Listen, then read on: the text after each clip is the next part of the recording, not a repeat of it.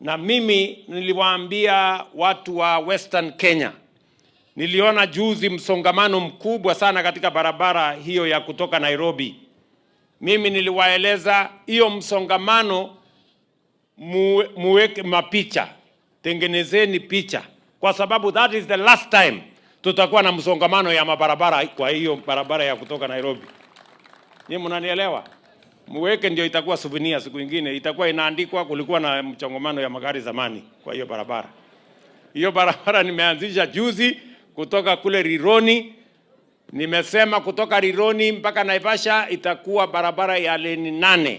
Leni 4 juu, leni 4 kupitia Mai Mahiu.